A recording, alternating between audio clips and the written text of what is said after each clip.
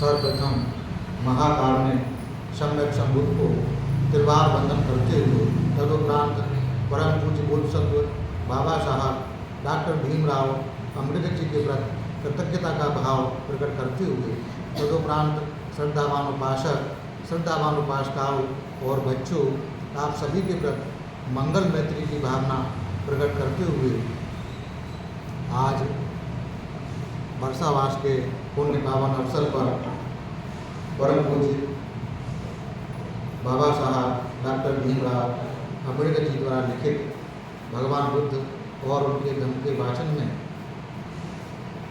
24वें दिन इस पुस्तक का धम्म देशना है।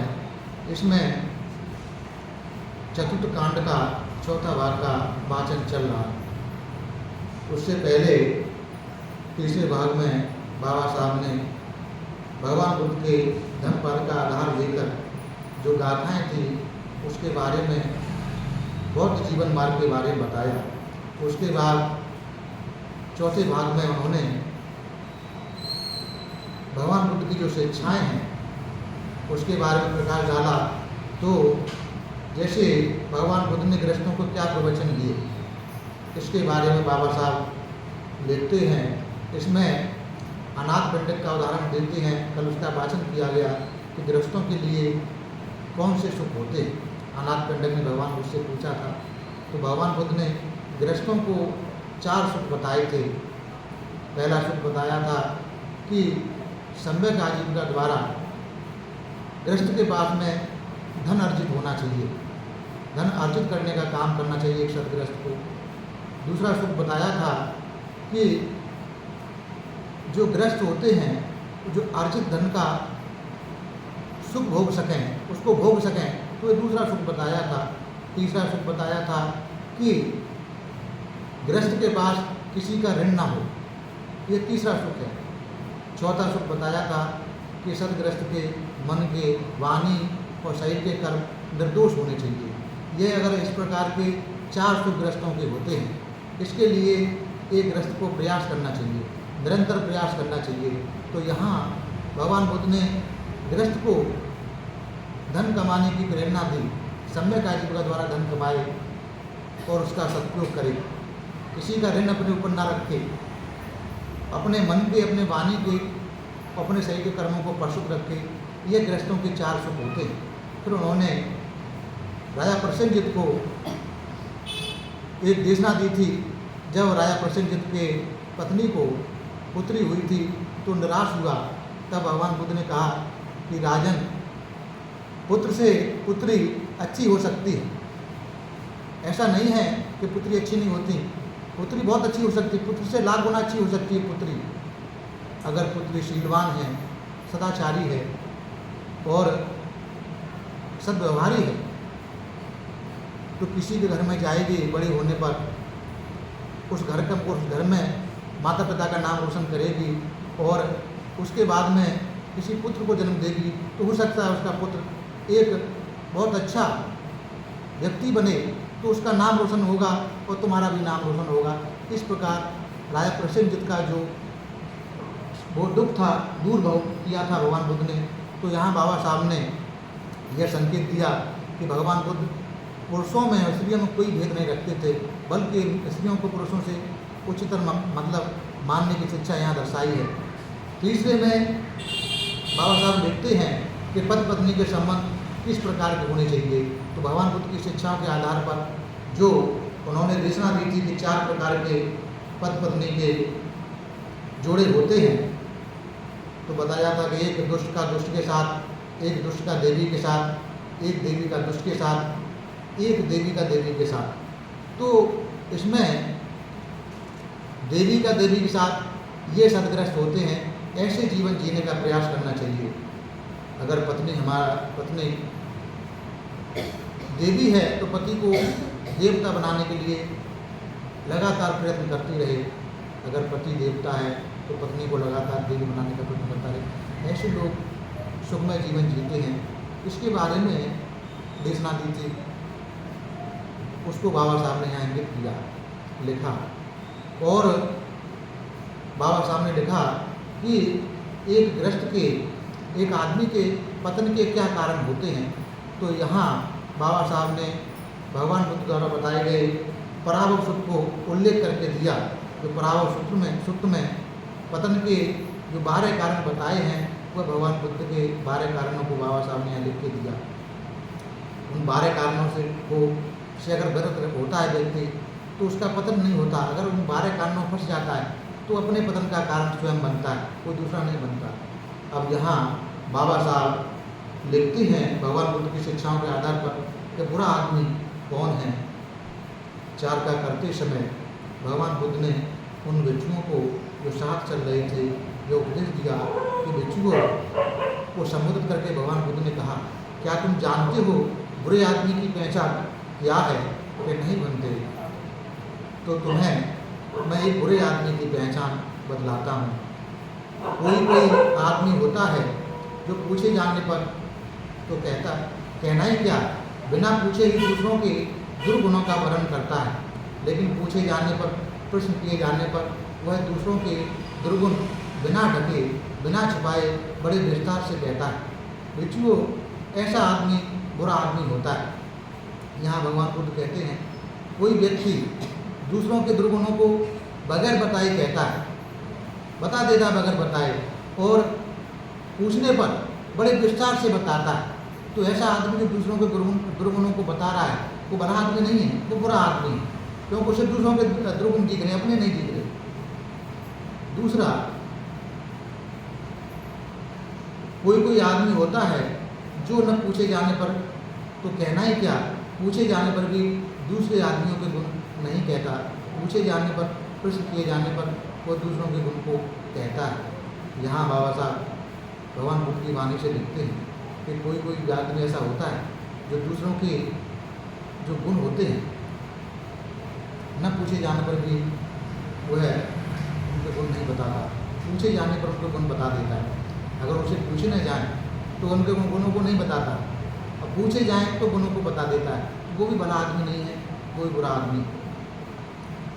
तीसरा कहते हैं कि कोई आदमी होता है जो न पूछे जाने पर भी तो कहना ही क्या, पूछे जाने पर भी अपने दुर्गुण प्रकट नहीं करता, पूछे जाने पर, प्रश्न किए जाने पर वह अपने दुर्गुण प्रकट करता है, लेकिन उन्हें ढकता है, वो छुपाता है, उनका पूरा ब्यौरा नहीं बताता।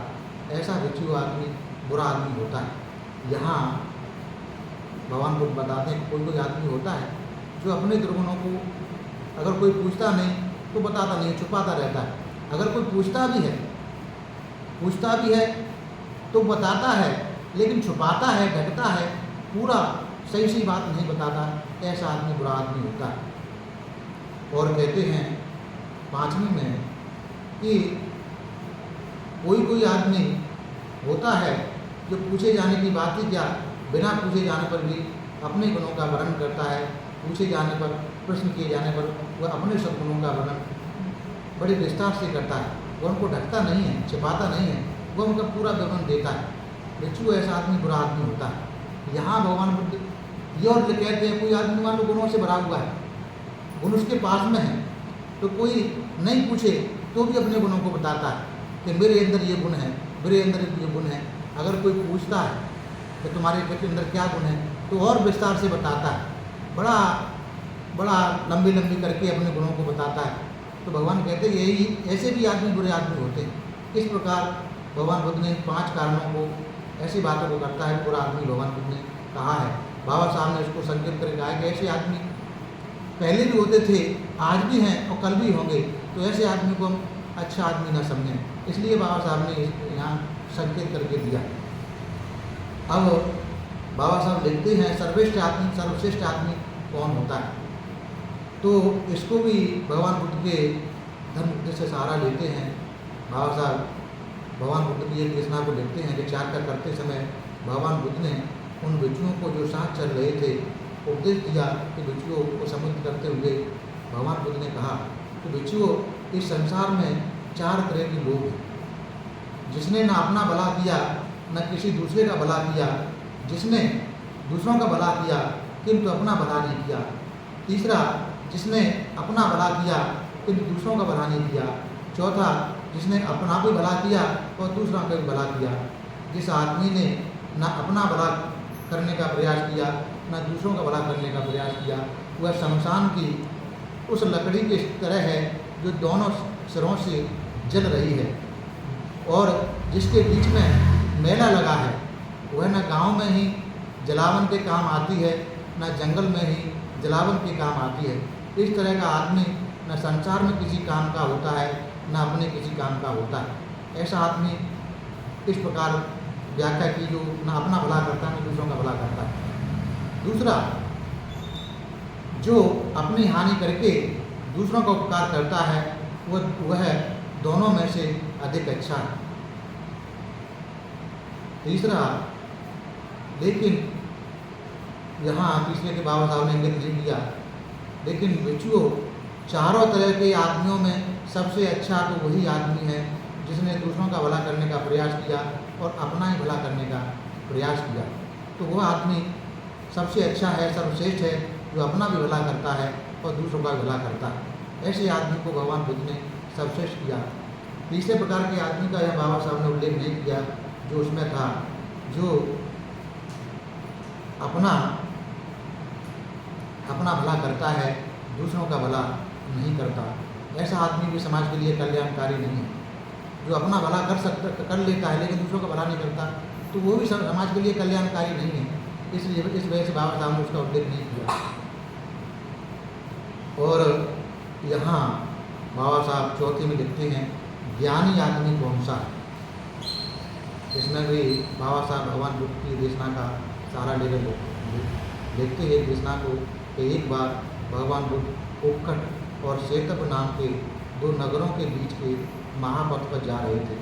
उसी समय द्रोण नामक ब्राह्मण भी उक्कट और शेतप नामक दो नगरों के बीच के महापथ पर जा रहा था। उस समय तथागत ने सड़क छोड़ दी और एक वृक्ष के नीचे जाकर पद्मासन लगाकर बैठे।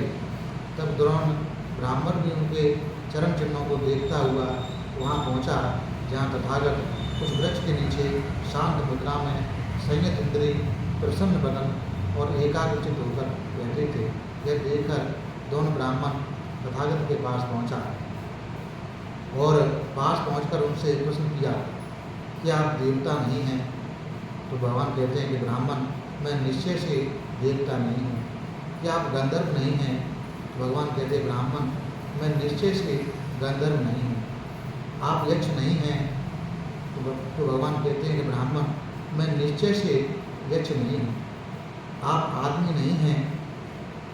तब भगवान कहते हैं ब्राह्मण, मैं निश्चय से सामान्य आदमी नहीं। तथागत के ये उत्तर सुने तो द्रोण ब्राह्मण बोला, आपसे देवता पूछे जाने पर आपका उत्तर नहीं है, आपसे गंधर्व पूछे जाने पर आपका उत्तर नहीं है, आपसे यक्ष पूछे जाने पर आपका उत्तर नहीं है, आपसे मनुष्य पूछे जाने पर आपका उत्तर नहीं है, तो आखिर आप क्या हैं?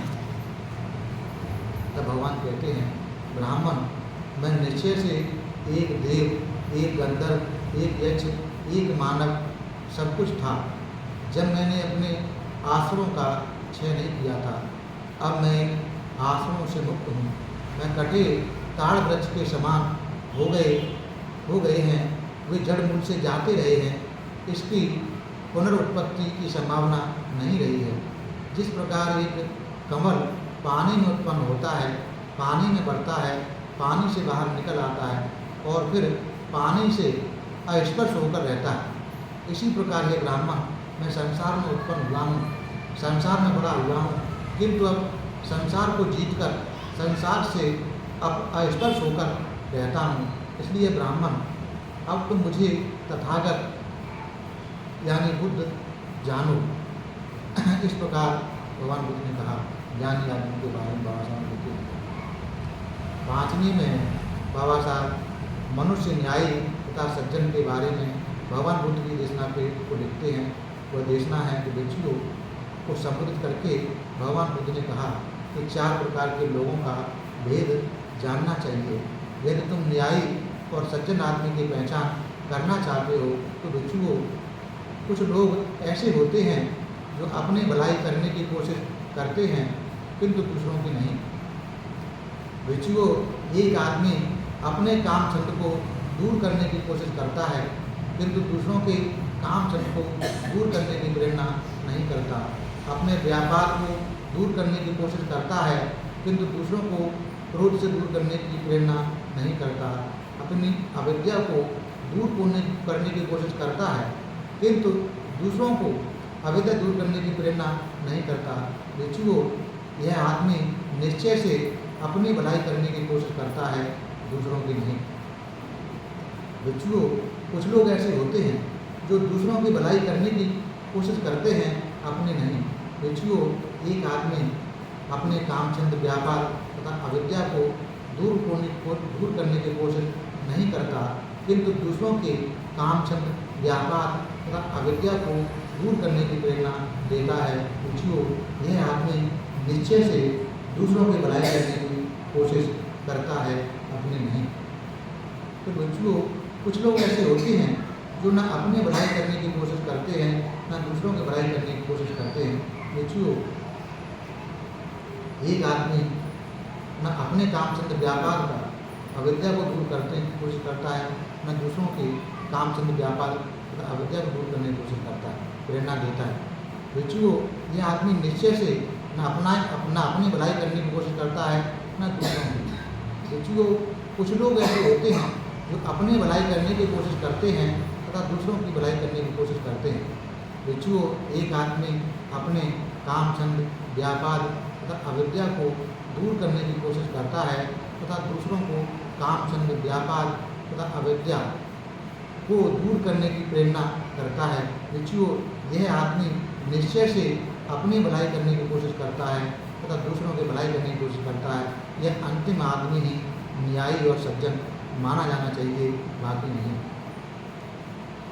तो छठवें में बाबा साहब शुभ कर्म करने की आवश्यकता के बारे में लिखते हैं। यहाँ भगवान बुद्ध की देशना को लिखते हैं कि एक अवसर पर भगवान बुद्ध ने भिक्षुओं को इस प्रकार संबोधित किया कि भिक्षुओं, कुशल कर्म करने में मत झिझको। यह जो कुशल कर्म शब्द है, यह एक प्रकार से सुख का या जिसको हम इच्छा करते हैं उसका, या जो कुछ हमको प्रिय है उसका, अथवा जो कुछ हमें आनंद देने वाला है उसका पर्यायवाची ही जानो। बच्चों, मैं स्वयं साक्षी हूँ। मैंने स्वयं चिरकाल तक शुभ कर्मों के इच्छित, रुचिकर, प्रिय तथा आनंददायक फल का उपभोग किया है। मैं प्राय अपने आप से पूछता हूँ कि यह किस कुशल कर्म का परिणाम है, यह किस कुशल कर्म का फल है। मैं इस समय इतना संतुष्ट और सुखी हूँ। तो जो उत्तर मुझे मिलता है वह यह है कि 3 कुशल कर्मों का फल है, दान का, शील का तथा संयम का। यही 3 कुशल कर्मों का फल है जो मुझे मिल रहा है। वह घड़ी मंगल घड़ी होती है, वह घड़ी उत्सव मनाने की घड़ी होती है, वह घड़ी आनंद मनाने की घड़ी होती है, वह घड़ी मंगल मूर्त घड़ी होती है जब दान योग्य अधिकारियों को दान दिया जाता है, जब शुभ कर्म, शुभ वचन तथा शुभ विचारों के परिणाम स्वरूप इनका अभ्यास करने वालों को शुभ फल की प्राप्ति होती है। यहाँ बाबा साहब लिखते हैं कि जब दान देने का अवसर मिलता है, योग्य लोगों को दान देने का अवसर मिलता है, वह घड़ी बहुत कल्याणकारी है, तो मंगल घड़ी है। ऐसी घड़ी नहीं आती, बार बार नहीं आती। ऐसी घड़ी का भरपूर फायदा लेना चाहिए। ऐसे शुभ कर्म हमको मिलते हैं, शुभ वचन सुनने को मिलते हैं, शुभ विचार सुनने को मिलते हैं। ऐसे अभ्यास करने की, ऐसे जो फल है इनका बहुत शुभ फल प्राप्त होता है ऐसे लोगों को दान देने का। और भाग्यवान हैं वे जिन्हें इस लाभ की प्राप्ति होती है, जिन्हें इस समृद्धि की प्राप्ति होती है। इसलिए तुम भी अपने सगे संबंधियों सहित निरोग और सुखी रहते हुए सतपथ की समृद्धि को प्राप्त करो। यहाँ भगवान कहते हैं कि वो सब लोग भाग्यवान हैं जो उन्हें इस प्रकार का लाभ प्राप्त करने का अवसर मिलता है, ऐसी समृद्धि प्राप्त करने का अवसर मिलता है। इसलिए तुम अपने सभी सगे संबंधियों सहित निरोगी सुखी रहते हुए ऐसे सतपथ की समृद्धि को प्राप्त करो। ऐसा भगवान बुद्ध कहते हैं। शुभ कर्म की करने की आवश्यकता के बारे में बाबा साहब उसको यहाँ प्रकट करते हैं क्योंकि बाबा साहब ने चुन चुन कर मोती निकाले हैं त्रिपिटक में से, उनमें से ये कुछ उदाहरण के तौर पर अपने पुस्तक में लिखे। शुभ संकल्प करने की आवश्यकता, यहाँ बाबा साहब शुभ संकल्प करने की प्रेरणा देते हैं भगवान बुद्ध की शिक्षा से। तो एक बार श्रावस्ती में जेतवन के विहार करते समय भगवान बुद्ध ने भिक्षुओं को कहा, भिक्षुओं, पवित्र और सुखी जीवन व्यतीत करने के लिए शुभ संकल्पों की नितांत आवश्यकता है। तो मैं बताता हूँ कि तुम्हारे शुभ संकल्प कैसे होने चाहिए। नंबर 1, संकल्प होना चाहिए कि हम जीवन भर माता पिता की सेवा करेंगे। नंबर 2, संकल्प होना चाहिए कि हम जीवन भर अपने बड़ों का आदर करेंगे। नंबर 3, संकल्प होना चाहिए कि हम मधुर वाणी जीवन भर हमेशा बोलेंगे। संकल्प होना चाहिए कि हम किसी की बुराई नहीं करेंगे। संकल्प होना चाहिए कि हम अपने हृदय को स्वार्थ प्रवृत्ति से मुक्त होकर दानशील होकर रहेंगे। संकल्प होना चाहिए कि जो हमें कुछ प्राप्त है हम दूसरों को बांट कर रहेंगे। संकल्प होना चाहिए कि हम जीवन भर शांत रहेंगे और क्रोध आया तो उस क्रोध को हम शांत कर लेंगे। संकल्प होना चाहिए, कहते हैं भिक्षुओं, ये 7 संकल्प जिन्हें तुम अपने मन में जगह देने से और जिनके अनुसार आचरण करने से जीवन को सुखी और पवित्र बना सको। यहाँ बाबा साहब ने ये 7 संकल्प लिखे हैं। इसको जो शुभ संकल्प बाबा साहब ने लिखे बताए हैं भगवान बुद्ध की वाणी से, भगवान बुद्ध ने इन 7 संकल्पों को पूरे करने वाला देवता होता है अपनी देशना में कहा है। आने वाले समय में इसकी देशना करेंगे। एक उचित अवसर देखकर इन 7 बातों को जो मानकर चलता है, पालन करके चलता है, वो देवता बनता है। ऐसा भगवान बुद्ध ने अपनी दंपति की गाथाओं में, एक कथा में है, बताएंगे समय आने पर दंपति का वाचन होगा तब अच्छे विस्तार से बताएंगे।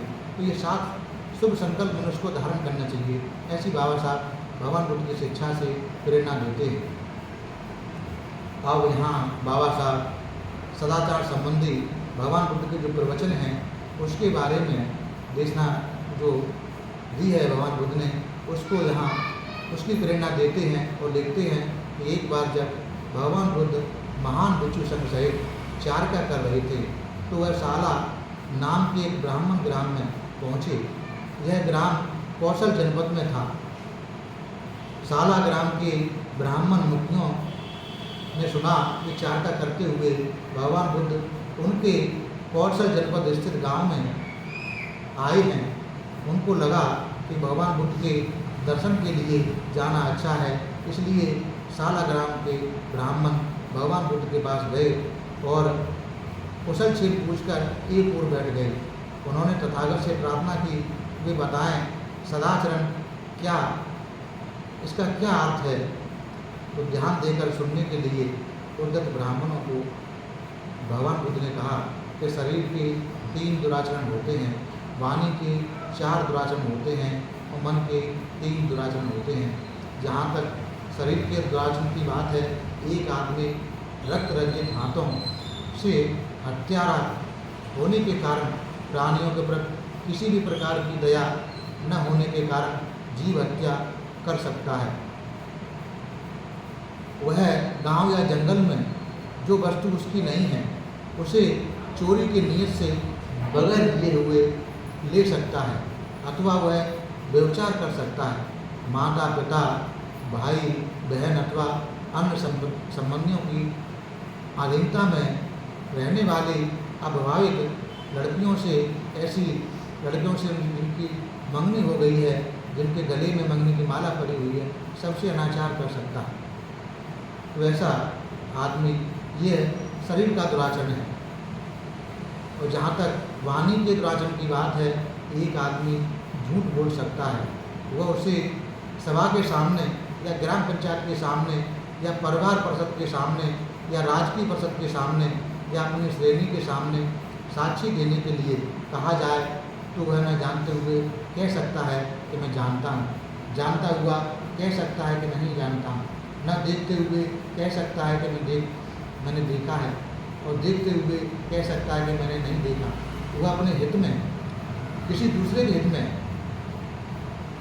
अथवा किसी लोभ के कारण जानबूझकर झूठ बोल सकता है, अथवा वह एक चुगलखोर हो सकता है, यहाँ सुनी और वहाँ जाकर कह दी ताकि यहाँ के लोगों और वहाँ के लोगों का झगड़ा हो जाए, अथवा यहाँ सुनी और वहाँ सुनी और यहाँ आकर कह दी ताकि उन लोगों का आपस में यहाँ के लोगों का वहाँ के लोगों से झगड़ा हो जाए। वह शांति को भंग करने वाला और अशांति को उत्तेजित करने वाला होता है। झगड़ा लगाने की नीयत से वह बोलता है, झगड़ा लगाने की नीयत से उसे लगाने में उसे आनंद आता है, मज़ा आता है, वो प्रसन्न होता है। तीसरा, वह जबान का कड़वा होता है, जो कुछ बोलता है अप्रिय और कठोर बोलता है, दूसरों के दिलों को जख्मी करने वाला, दूसरों को दुख पहुंचाने वाला, क्रोध को उत्तेजित करने वाला और एकाग्रता को भंग करने वाला ऐसी वाणी बोलता है। वह एक बकवासी होता है, हो सकता है, व्यर्थ बिना मतलब की बात करते रहने वाला, कभी धर्म की बात न करने वाला, कभी नीति की बात न करने वाला, हमेशा ही तुच्छ, असमायिक, निरुद्देश्य तथा निष्प्रयोजन की बात करने वाला। तो ऐसा यह 4 जो कर्म है वाणी के दुराचरण है। और जहाँ तक मन के दुराचरण की बात है तो भगवान कहते हैं कि एक आदमी लोभी हो सकता है, वह इच्छा कर सकता है कि दूसरे सभी लोगों की संपत्ति उसी की हो, अथवा वह द्वेष बहुल हो सकता है, वह इच्छा कर सकता है उसके आसपास के प्राणी मारे जाएं, नष्ट हो जाएं, किसी तरह न रहें, अथवा वह मिथ्या दृष्टि हो सकता है, मिथ्या धारणा वाला। वह सोच सकता है कि दान, त्याग और दक्षिणा जैसी कोई चीज़ नहीं है, शुभाशुभ कर्मों के फल जैसी कोई चीज़ नहीं है, लोक परलोक जैसी कोई चीज़ नहीं है, माता पिता या दूसरे संबंधी जैसी कोई चीज़ नहीं है। संसार में कोई ऐसे श्रवण ब्राह्मण नहीं हैं जिन्होंने सम्यक मार्ग ग्रहण कर या सम्यक मार्ग पर चलकर इस लोक तथा परलोक का यथार्थ ज्ञान प्राप्त किया हो, वह दूसरों को भी कराया हो। इस प्रकार यह 10 दुराचरण हैं। इनके विरुद्ध 3 शरीर के सदाचरण हैं, 4 वाणी के सदाचरण हैं और 3 मन के सदाचरण हैं। जहाँ तक शारीरिक सदाचरण की बात है, एक आदमी जीव हिंसा से व्रत होता है, हर तरह की प्राणी हिंसा से व्रत रहता है, दंड त्यागी, खड़ग त्यागी, निरपराधी होता है, वह दयालु होता है, उसके मन में हर प्राणी के लिए करुणा और अनुकंपा होती है, वह चोरी का त्याग करता है, वह दूसरों की किसी ऐसी चीज़ का ग्रहण नहीं करता जो उसे न दी जाए, वह ईमानदारी से जीवन व्यतीत करता है, वह काम भोग संबंधी मिथ्याचार से दूर रहता है, वह ऐसी लड़कियों से सहवास नहीं करता जो माता पिता, भाई बहन अथवा अन्य संबंधियों के अधीनता में रहने वाली हों, अविवाहित हों, लड़कियां हों। ऐसी लड़कियों से उनकी मंगनी हो गई है, जिनके गले में मंगनी की माला हो, वह केवल अपने से वैवाहिक है तो अपनी पत्नी तक सीमित रहता है, किसी प्रकार का काम मिथ्याचार का दुराचरण नहीं करता। जहाँ तक वाणी के सदाचरण की बात है तो एक आदमी झूठ का त्याग करता है, मृषावादा से व्रत रहता है, वह उसे सभा के सामने या ग्राम पंचायत के सामने या परिवार परिषद के सामने या राजकीय परिषद के सामने या अपनी श्रेणी के सामने साक्षी देने के लिए कहा जाए तो वह न जानते हुए कहता है कि मैं नहीं जानता, जानते हुए कहता है कि मैं जानता हूँ, नहीं देखता तो कहता है कि मैंने नहीं देखा, देखा है तो कहता है कि मैंने देखा है। वह अपने हित में या दूसरे के हित में अथवा किसी लोग के कारण जानबूझकर झूठ नहीं बोलता, वह चुगलखोरी नहीं करता, यहाँ सुनी वहाँ कह दी ताकि वहाँ के लोगों का यहाँ के लोगों से झगड़ा हो जाए, यहाँ वहाँ सुनी यहाँ कह दी ताकि वहाँ के लोगों का यहाँ के लोगों से झगड़ा हो जाए। वह शांति को भंग करने वाला और अशांति को उत्तेजित करने वाला नहीं होता, शांति कराने की नीयत से ही वह बोलता है, मेल मिलाप कराने से नहीं उसे आनंद आता है, मज़ा आता है अथवा प्रसन्नता होती है। वह जबान का कड़वा नहीं होता, जो कुछ बोलता है बिना कटुता के होता है, प्रिय होता है, मैत्री भाव लिए होता है, दिल से बोलता है, शिष्ट होता है, अनुकूल होता है तथा सबको अच्छा लगने वाला होता है। वह बकवासी नहीं होता, बिना मतलब की व्यर्थ बात करने वाला नहीं होता, हमेशा धर्म की बात, नीति की बात करने वाला होता है। ऐसी बात को समयानुकूल, जो समय के अनुकूल है, ऐसी बात जो याद रहे, ऐसी बात जो ज्ञान भरी हो, ऐसी बात जो ठीक से कही गई हो, ऐसी बात जो हितकर हो, ऐसी बात में वो बोलता है, बेकार की बात को नहीं बोलता। यह वाणी का सदाचरण है। जहाँ तक मन के सदाचरण की बात है, आदमी दृढ़लोभी होता है। वह कभी यह नहीं चाहता कि दूसरे लोगों की सारी संपत्ति पर उसका अपना अधिकार हो जाए। वह कभी अपने मन में द्वेष को स्थान नहीं देता। उसकी इच्छा रहती है उसके आसपास के सभी प्राणी शांति और सुख के साथ रहें, हर प्रकार की शत्रुता और अत्याचार से सुरक्षित रहें। उसकी दृष्टि सम्यक होती है तथा उसके संकल्प और धारणाएँ भी सम्यक होती हैं। यह दुराचरण तथा सदाचरण से मेरा अर्थ है, ऐसा भगवान बुद्ध ने लिखा था। इसको बाबा साहब ने यहाँ अंकित किया। तो हमें सदाचरण का रास्ता चलना चाहिए, दुराचरण का रास्ता हमको छोड़ना चाहिए, ऐसी प्रेरणा बाबा साहब यहाँ देते हैं। इस पुस्तक में भगवान बुद्ध के इस उपदेश को निकाल कर लिखकर अगला जो बाबा साहब लिखते हैं, सदाचरण की आवश्यकता। यहाँ पर भी सदाचरण की आवश्यकता को लेकर बाबा साहब फिर प्रेरणा देते हैं भगवान बुद्ध की देशना को लेकर। वह लिखते हैं कि तब तथागत ने पाठग्राम के उपासकों को संबोधित किया, हे गृहपतियों, दुष्शील दुष्ट आदमी को यह दुष्परिणाम भुगतने पड़ते हैं। दुष्शील दुष्ट आदमी प्रमाद के कारण धन की बहुत बड़ी हानि उठाता है। उसका अपयश होता है जो उसे दुनिया की नज़रों में गिरा देता है। वह किसी भी जमात में जाए, चाहे वह क्षत्रिय परिषद में हो, चाहे ब्राह्मण परिषद में हो, चाहे गृहपति परिषद में हो, चाहे श्रमण परिषद में हो, वह हर जगह बड़े संकोच से जाता है, व्यग्रचित हो जाता है, वह निर्भय नहीं होता। यह तीसरी हानि है। फिर उसे मरते समय शांति नहीं होती, वह मरण काल में दुखी रहता है। यह चौथी हानि है। फिर ये गृहपतियों, दुष्शील दुष्ट आदमी के ये दुष्परिणाम भुगतने पड़ते हैं। ये गृहपतियों, अब उन लाभों का विचार करो जो सज्जन और शीलवान आदमी को प्राप्त होते हैं। सज्जन शीलवान आदमी प्रमाद के कारण, अप्रमाद के कारण, वो प्रमाद नहीं करता, अप्रमादी होता है, अप्रमाद के कारण बहुत धन संग्रह कर लेता है, निरंतर प्रयास परिश्रम करता रहता है और समय का धन कमाता रहता है, आलस नहीं करता, तो बहुत सारा धन जमा कर लेता है। उसका चारों तरफ यश फैलता है, वह जहाँ जाता है सम्मानित होता है। वह किसी भी जमात में जाए, चाहे वह क्षत्रिय परिषद हो, चाहे ब्राह्मण परिषद हो, चाहे गृहपति परिषद हो, चाहे श्रमण परिषद हो, वह हर जगह निसंकोच निर्भय होकर प्रवेश करता है। फिर उसे मानसिक शांति प्राप्त रहती है। मरते समय तक वह चित्त की शांति के साथ शरीर त्यागता है। मूर्ख आदमी पाप करते समय यह तक नहीं जानता वो पाप कर रहा है, अग्नि के समान उसके कर्म उसे जला देते हैं। जो कोई ऐसे व्यक्ति को जो अहानिकारक है, जो निर्दोष है, दुख देता है, वह या तो किसी बड़ी दुर्घटना का शिकार हो जाता है, या उसका चित्त ही विक्षिप्त हो जाता है, या उसे उसके धन की बड़ी हानि होती है। अगले में बाबा साहब सदाचरण और दुनिया की जिम्मेदारी, इसके बारे में प्रेरणा देते हैं भगवान बुद्ध की प्रवचन से। तो एक बार जब भगवान बुद्ध राजगृह के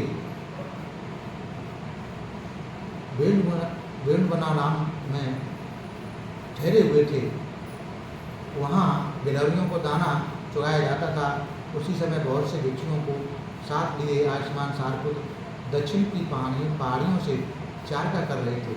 रास्ते में उनकी एक भिक्षु से मुलाकात हुई जिसने राजगृह में वर्षावास किया था। शिष्टाचार की बात हो चुकी, तब सारपुत्र ने भगवान बुद्ध तथा संघ का कुशल समाचार पूछा। उन्हें बताया गया कि वे अच्छी तरह से हैं। तब सारपुत्र ने राजगृह के टंडुलपाल द्वार के धानांजलि ब्राह्मण का कुशल समाचार पूछा तो उन्हें बताया गया तो अच्छी तरह से हैं। तब सारपुत्र ने उस भिक्षु से प्रश्न किया, तो क्या धानंजानी ब्राह्मण अप्रमादपूर्वक कह रहा है? तो भिक्षु का उत्तर था कि धानंजानी ब्राह्मण अप्रमादपूर्वक कैसे रह सकता है? वह ब्राह्मणों और गृहपतियों को मूंढने के लिए राजा का उपयोग करता है और राजा को मूंढने के लिए ब्राह्मणों का और गृहपतियों का उपयोग करता है। और बड़े सुशील कुल से आई हुई जो उसकी सुशील पत्नी थी वह भी अब मर गई। उसने अब एक दूसरी पत्नी रखी है जो न सुशील कुल से आई है और न स्वयं सुशील है। सारपुत्र बोले कि धानंजनी के प्रमाद के बारे में यह तो सचमुच बुरा समाचार है, बहुत बुरा समाचार सुनने के लिए मिला। शायद कहीं कभी उससे भेंट हो तो मैं उससे बातचीत करना पसंद करूँगा। दक्षिण की पहाड़ियों में यथेष्ट रह चुकने के बाद सारपुत्र चारका करते हुए राजगृह आए और वेलुवनाराम में निवास किया। दूसरे दिन प्रातःकाल चीवर पहन पात्र हाथ में ले सारपुत्र भिक्षाटन के लिए नगर में गए।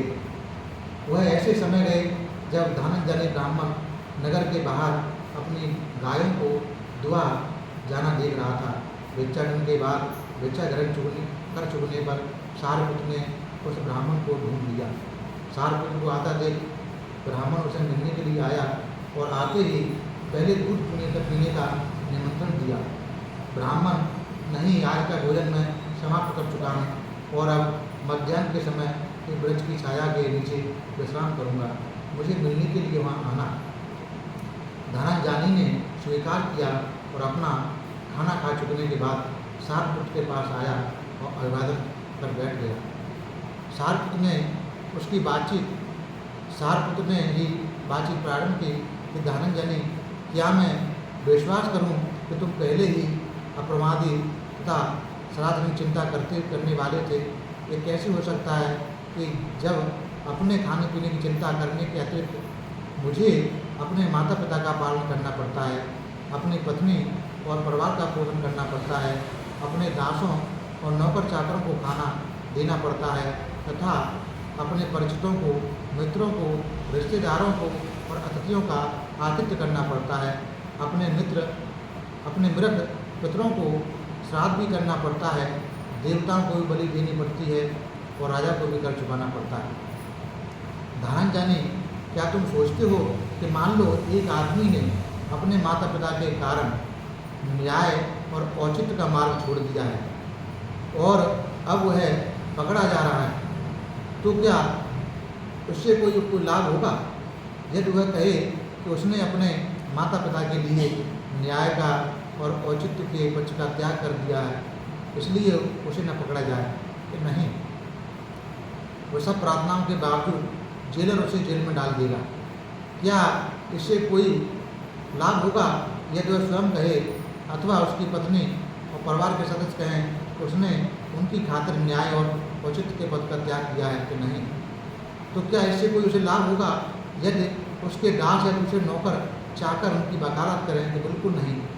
तो अथवा उसके मित्रों या परिचितों से उनकी वकालत करें, तो कि नहीं, अथवा उनके रिश्तेदारों अथवा अतिथियाँ भी उनकी वकालत करें, तो भी लाभ नहीं होगा। अथवा उसके जो मित्र जो मृत हो गए हैं, उनके पूर्वज, वो उनकी वकालत करें, या देवता को जो बलि देते हैं वो वकालत करें, या जो राजा को कर देते राजा वकालत करे, कुछ लाभ होगा कि नहीं?